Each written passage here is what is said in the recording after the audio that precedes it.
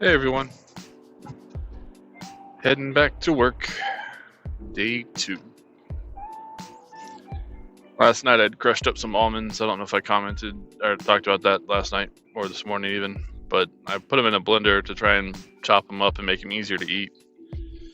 And while they are easier to eat, it's still quite an effort to eat them. So I don't know, I might forego almonds altogether or try the almond slices. I've not had them, so I don't know how they will be, but raw almonds, even put in a blender, still somewhat difficult. But they're brain food, so I want to keep eating it if I can. I also eat walnuts, and those were fine. They're not as hard, so it was easier to eat.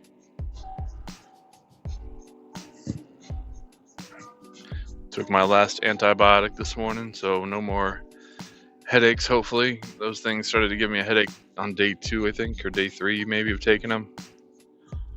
Not very fun. So I was looking into the collecting unclaimed money for people type of job, and it is rewarding both to help people and to also make a profit. But in this time of need, people unemployed and everything else, I'm sure this would be even more significant and possibly harder to persuade them to let you do it for them. They might be more inclined to go online and handle the paperwork themselves, but I think it's still a profitable job idea. Thinking about doing a deep dive on it just based on the amount of time research I did. But it seems like a lot of these states want you to be either a lawyer, a public or a private investigator, or an accountant. It almost feels like a buddy friend law type of situation where they've got friends that are doing this. They're noticing a lot of competition popping up, so they make a lawyer legislative buddy and are like, hey friend, if you could do something to help me out and stop all my competition, or at least slow my competition, that would be fantastic. And so they made these laws where to be a private investigator, for example, you have to take a 40-hour course, which is fine. I understand that. Teach you laws and regulations and stuff. That makes sense. But then you also have to either have a bachelor's degree, an associate's degree, and work experience to work on your own. Or if you don't have the degrees, you can do it after you're sponsored or mentored for 2 years. And I don't think there's necessarily anything wrong with being mentored or sponsored. Requiring it seems a bit much. But that's what it feels like, though. It feels like a buddy law. Too much competition. They talk to a friend who happened to be a congressman or something, and they put these laws into effect, making it harder. So anyway, I say a lot, I've only looked into 3 states, and 2 of the 3 require you to be at least a private investigator of some sort, an accountant, or a lawyer. So there's some loopholes, or not loopholes, but some more hoops to jump through. Anything that sounds too good to be true always is. And again, I'm not opposed to any effort or any work needing to be put forth to make things happen. I just don't like the idea of people selling these pipe dreams. That's just not the way it works. A lot of these people I see, these influencers, quote unquote, are trying to sell their book of their success, and not that they shouldn't get paid for what they've done, but advertising it like it's just so easy and all you have to do is just click this button and bam, you're a millionaire.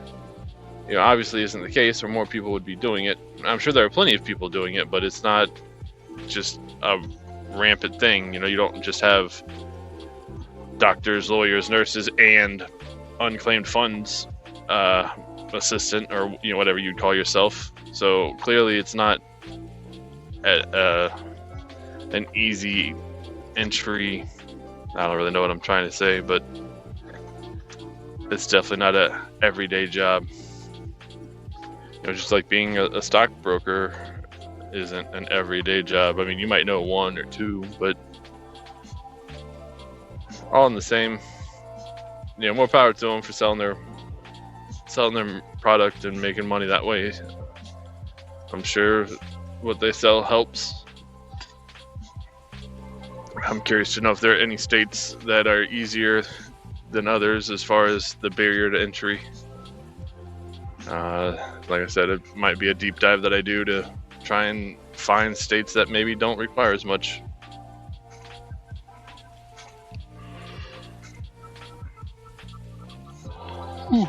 I understand needing to get a notary or something like that.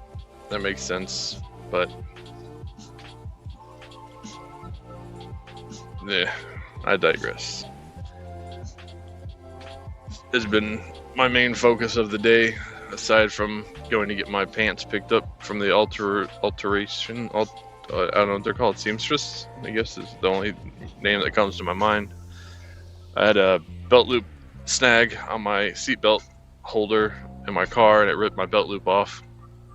And then my other pants I'd gotten, I guess, a little too fat for, or whatever, and it pulled the button through. So I had those fixed, surprisingly cheap. It was like $5, and now I've got jeans again. So beyond doing that today, I was trying to look into this collecting unclaimed funds for people.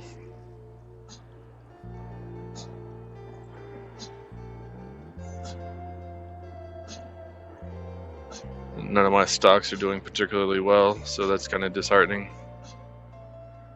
I really wanted to succeed in that. I just made some bad calls.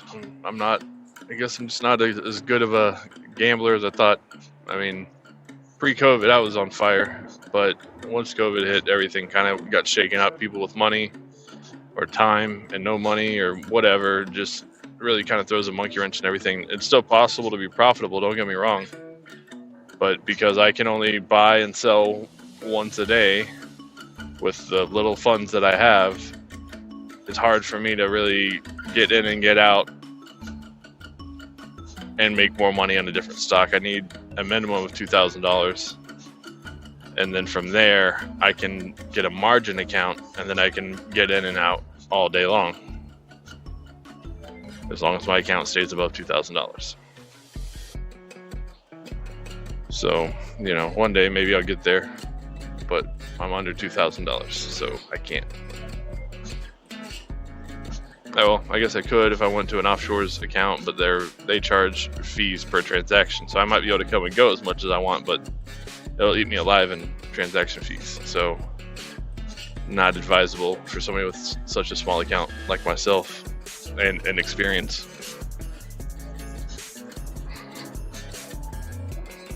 As I get more experienced and more comfortable, maybe it would be better, or maybe it would be more advantageous to do an offshore broker that I can ignore the pattern day trading rule. But my confidence level isn't there to justify eating myself in fees.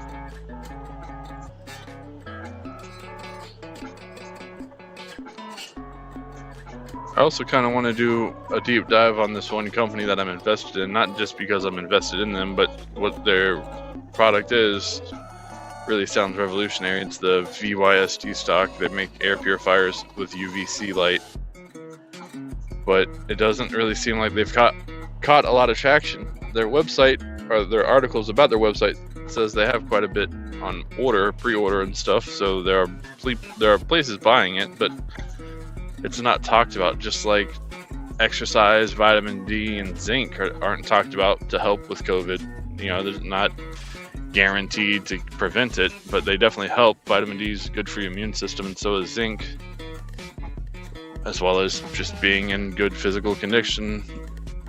So I wish those things were talked about more, like Joe Rogan. Gets bent out of shape because it's just not really covered in the media anywhere. They just want you to stay home, wear a mask, wash your hands, get the vaccine when it's ready. And I'm all for it. I'll get the vaccine. I'm not worried about that. I just feel like there's more information to tell people. Not that there's nothing, washing your hands, wearing a mask, and staying home are all fantastic. But if you can help mitigate some of the damage if you do get sick by letting people know, hey, if you're in better shape, if you're healthier, if you take vitamin D supplements, if you take zinc supplements on top of your multivitamin, you have a better chance of beating it. If you get it, it might not be as severe. It's not foolproof. It won't make you Superman, immune to everything, but it definitely helps. I just wish that it was talked about more. And so anyway, this VYST, their company, Vistat, I think. The product is called RX Air. There's RX Air 3000, RX Air 400.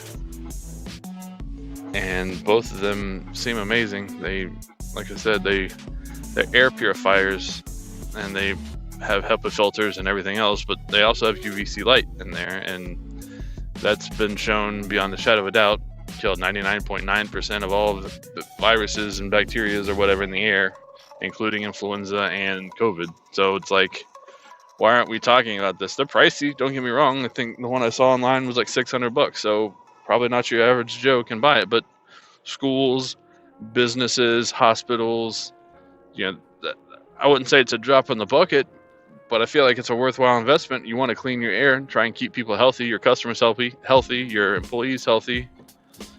To me, that is a no-brainer. I don't have a business, but if I had one and it involved people coming in beyond myself, then I absolutely would buy one of those things. It just makes sense to me. I'll try and put a link in the description for everything I was talking about. This RX Air stuff. But the unclaimed money thing, I want to look into more, have more concrete facts, and then I'll probably just do a deep dive on that.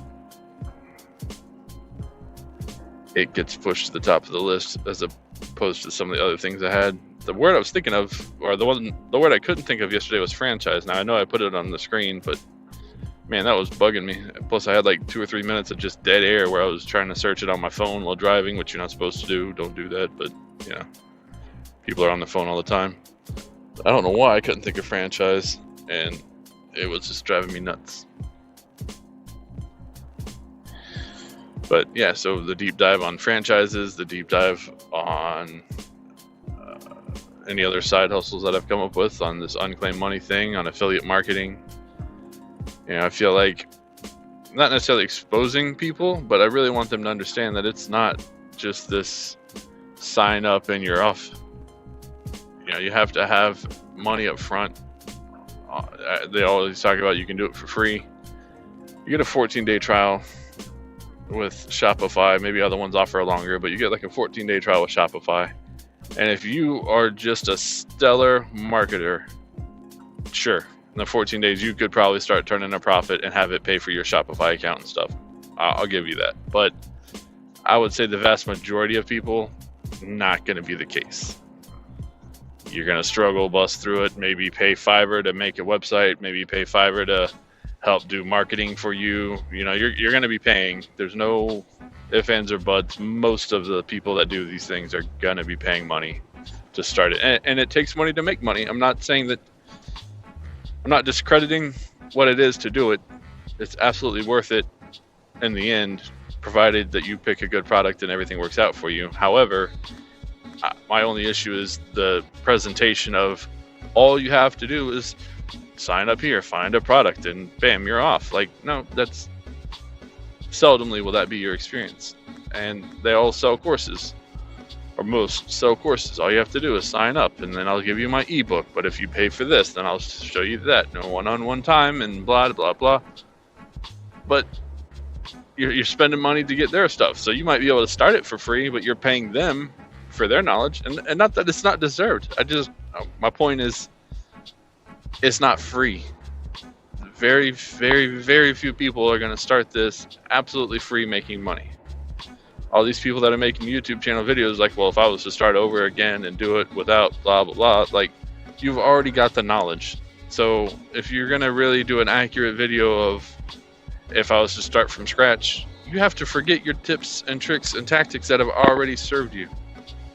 Okay, if I was starting out and I knew nothing about the industry, this is what I would do. And then show that, because that's real. That's really what would happen. You don't know how to do ads at that point. You don't know how to do search engine optimization at that point. You don't know how to do marketing for a website to make the layout pretty and appealing and call to action and hyperlinks. And most people don't have that knowledge readily available, especially if they're looking for how to make money. If you know how to make money, you're not looking for how to make money because you're already making money. You know what I mean? It's somewhat hypocritical.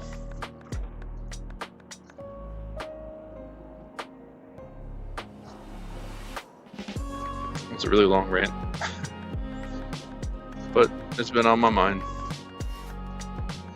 So anyway, I might do deep dives on those things to try and break it down and help people understand what's really going on. Try and pull the curtain back, as it were.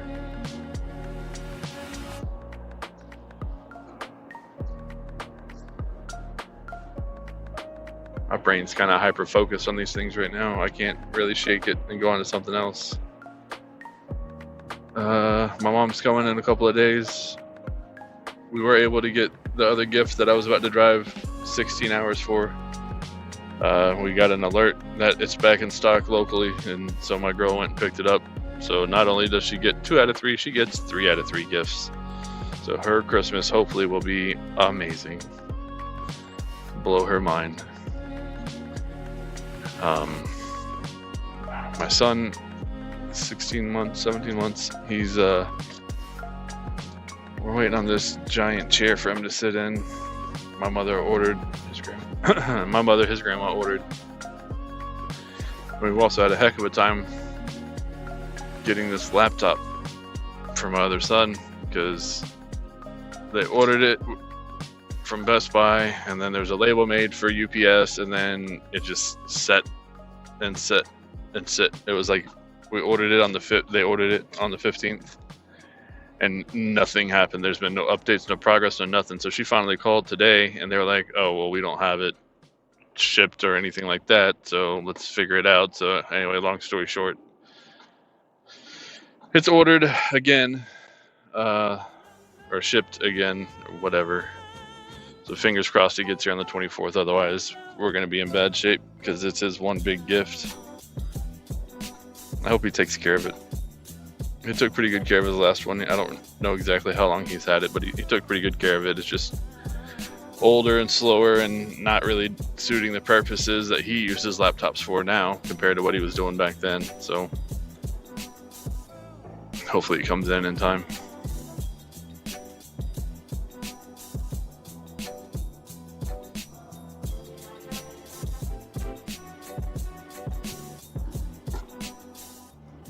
I can't really think of much else. I can't wait for my mom to come. I can't wait for her to move up here, but I'll take the visits when I can get them, especially with COVID and everything. It's probably ill-advised, but just hoping for the best. I'd hate for her to get sick just going up to see her grandkids. I would feel guilty, very guilty.